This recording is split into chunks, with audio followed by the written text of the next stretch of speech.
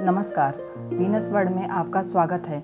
यदि आप हमारी बात को पूरी तरह से समझना चाहते हैं तो मेरी किताब सनातन धर्म का रहस्य जरूर पढ़ें, जो फ्लिपकार्ट और अमेजन पर उपलब्ध है। और अपने आप को किसी धर्म विशेष का ना मानकर सिर्फ एक साधारण इंसान समझकर मेरी बात को समझने की कोशिश करें।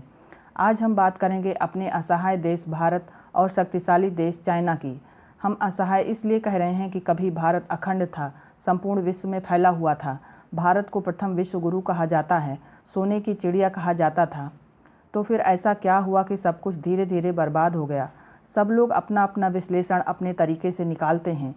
हम चाहे किसी भी धर्म के हों, उनमें से कुछ एक को छोड़ दिया जाए तो सभी लोग अपने अपने धर्म को बहुत अच्छा और संपूर्ण मानते हैं। हमारी तबाही का मुख्य कारण हमारे 33 करोड़ देवी देवताओं का गलत अनुसरण है। यहाँ पर हम कहना चाहते हैं कि कुछ लोग इन देवताओं को 33 प्रकार का मानते हैं, परंतु ये 33 प्रकार नहीं, 33 करोड़ ही हैं। और अभी और देवताओं की खोज हो सकती है। हालांकि उपलब्ध दस्तावेजों में इन 33 करोड़ देवताओं के सारे नाम और रूप उपलब्ध नहीं हैं, परंतु ये 33 करोड़ देवता ही हैं। और हमें अपने पूर्वजों और ऋषियों मुनियों पर गर्व होना चाहिए कि उन्होंने 33 करोड़ देवताओं की खोज कर डाला। असल में ये जितने भी देवता हैं वो विभिन्न प्रकार की ऊर्जाएं हैं और सभी प्रतीकात्मक हैं। ब्रह्मांड में ईश्वर या देवी देवता जैसी कोई भी चीज़ एग्जिस्ट नहीं करती। ये केवल ऊर्जाएं हैं जो विभिन्न परिस्थितियों में कार्य कर रही हैं। हम जिस तरह से सोचते हैं या हम जिस प्रकार से उनको फॉलो करते हैं वो उस तरह से कार्य नहीं कर रही। वो विभिन्न नियमों से बंधी हुई हैं, इसलिए वो उससे हट के कार्य नहीं कर सकती। हम सभी किसी भी बात को मानने या ना मानने के लिए स्वतंत्र हैं, परंतु किसी बात को मानने से पहले एक क्वेश्चन मार्क जरूर खड़ा करना चाहिए। और जब तक हमें अपने उस क्यों का उत्तर ना मिल जाए, हमें किसी भी चीज़ को नहीं मानना चाहिए और उस क्यों का जवाब ढूंढते रहने की कोशिश करते रहना चाहिए।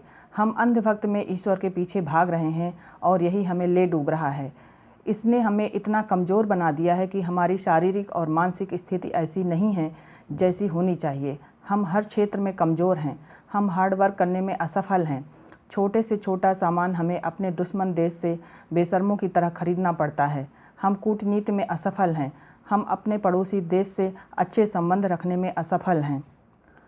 हमारे 33 करोड़ देवता हैं, फिर भी भारत समस्याओं का देश बन चुका है और यह ऐसी दिशा में जा रहा है जहां इसकी समस्या का कोई समाधान नहीं है।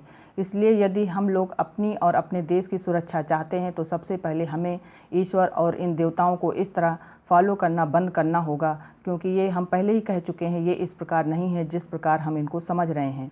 ये ऊर्जाएं हैं जो हमारे शरीर और मन मस्तिष्क पर नकारात्मक प्रभाव डाल रही हैं, क्योंकि हमें पता ही नहीं है कि हमें कौन सी ऊर्जा कब कहाँ और कितनी मात्रा में ग्रहण करना है। जहाँ एक ईश्वरवाद है वहाँ तब भी हमसे अच्छा है। वो केवल एक ऊर्जा को निश्चित मात्रा में ग्रहण कर रहे हैं, इसलिए उनकी ऊर्जा और उनकी शक्ति हमसे अधिक है। हमारी तबाही का मुख्य कारण यही है। इसे हमें हर हाल में समझना ही होगा। ये उसी प्रकार है कि हमें बीमारी कोई और है और हम दवा कोई और खा रहे हैं। इसलिए भक्त की ये अंधी दौड़ बंद कीजिए।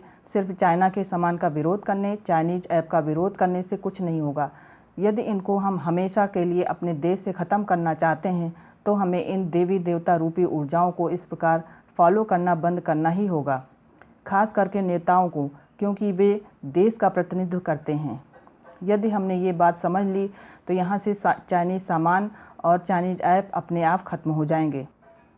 भारत के सामान पूरी दुनिया में फैल जाएंगे और भारत भी संपूर्ण विश्व में फिर से फैल जाएगा, वो भी बहुत जल्द। यदि आपको ये बातें अभी नहीं समझ आ रही हैं तो और बुरी खबरें सुनने और बुरे दिन देखने के लिए तैयार हो जाइए। आज हमारा देश संकटों से घिरा हुआ है। आज जो हमारे पास मुट्ठी भर भारत बचा हुआ है वो भी ज़्यादा दिन के लिए नहीं है।